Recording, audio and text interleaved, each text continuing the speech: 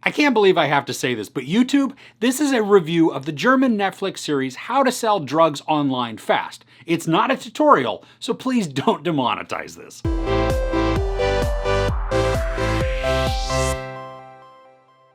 Moritz suddenly finds himself totally alone and desperately trying to hold on to power as CEO of MyDrugs. But when Lenny's condition suddenly worsens and he needs Moritz's help, the two best friends, along with Dan, come back together for one last job, with explosive consequences. So this is season 3 of the German Netflix series that's based on true events, or at least they're inspired by a real person. And side note, Shiny Flakes, the documentary on Maximilian Schmidt, who the show is based on, will be coming out soon on Netflix, so I hope to review that as well. Season 3 picks up right after the events of the finale in Season 2.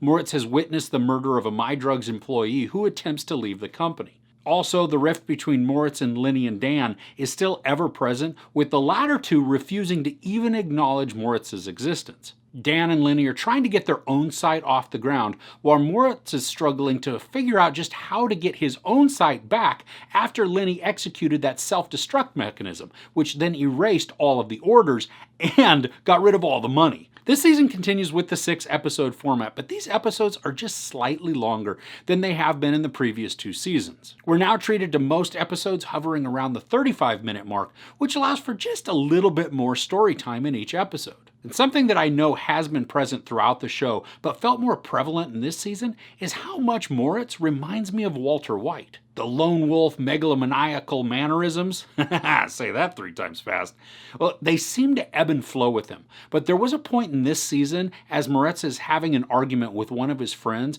that the character just resembled the Breaking Bad character so much. And the drama that this causes is still fun, but it does wane a bit. Almost like the show is caught in this cycle that it's not sure how to break free from. Moritz will be on the outs with his friends, then he'll make amends, then do something selfish, and the cycle repeats. And this happens quite often through the show, and it began to bother me slightly this season, as I was hoping that there might be a little more growth from our characters. And that's not to say that we don't see growth. I mean, in one way, Moritz grows an incredible amount, and some of it is even in a positive direction, where he can become a better friend. And there's still a certain level of sympathy that I can feel for both Lenny and Dan.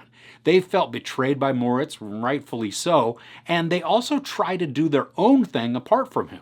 And their dynamic is fun, especially when you consider that Lenny is incredibly smart, Dan, less so. The looks that are exchanged between them made me chuckle several times. The show is still executed really well, and on a technical level, I still really enjoy all of the overlays that appear on the screen as a character will text with somebody, or they'll be coding, or even looking up something online. We simultaneously get to view the character's face and their content, which then helps to make the experience just more cohesive. The show also continues to use some quick cuts as scene transitions that really do help to keep the momentum up. Then when you combine those with a driving soundtrack, there is a tension and urgency that is felt, even if the situation isn't that way. The show introduces some new characters, as well as giving some more prominence to characters that have been present, but they've sat more in the background. They add a good mix to the story without detracting too much from our main players. I love that this is still totally self-aware.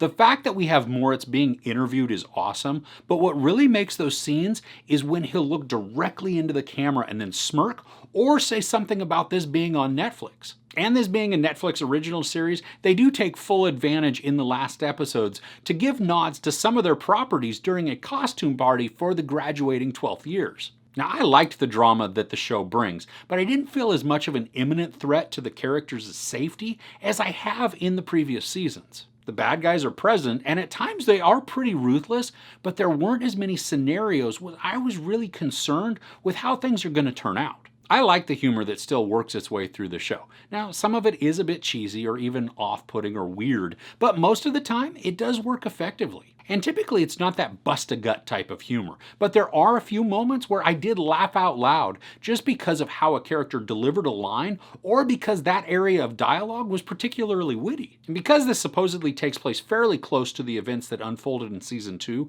there is one thing that did stand out to me as odd, but it is also completely understandable.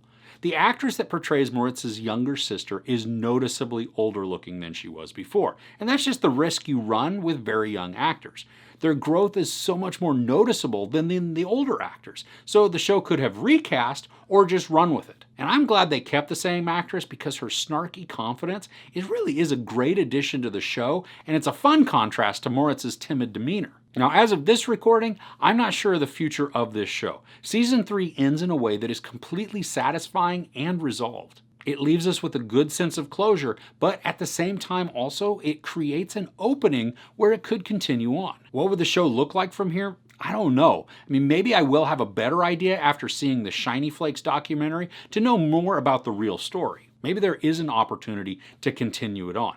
I'd be totally content though if this was the final season, but I really like the characters, flaws and all, so to see more of them would also be a great treat. Overall, Season 3 does deliver some good drama, tension, and humor, but it doesn't feel as weighty or dangerous for the characters as the previous 2 seasons. That's not necessarily a bad thing, but it does reduce the anxiety that has been prevalent before, which also creates a good deal of story urgency when our characters are up against timelines or are threatened with imminent danger. The characters still continue to be a great mix of hubris, talent, smarts, and poor decisions.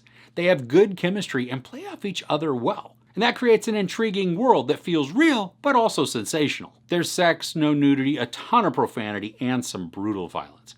I give Season 3 of How to Sell Drugs Online Fast 4 out of 5 couches. Are you a fan of this series? Who's your favorite character? Let me know in the comments below. If you enjoyed this review, please give it a like. Also, don't forget to share and subscribe. I'm Chris. This is Movies and Munchies. Thanks for couching with me.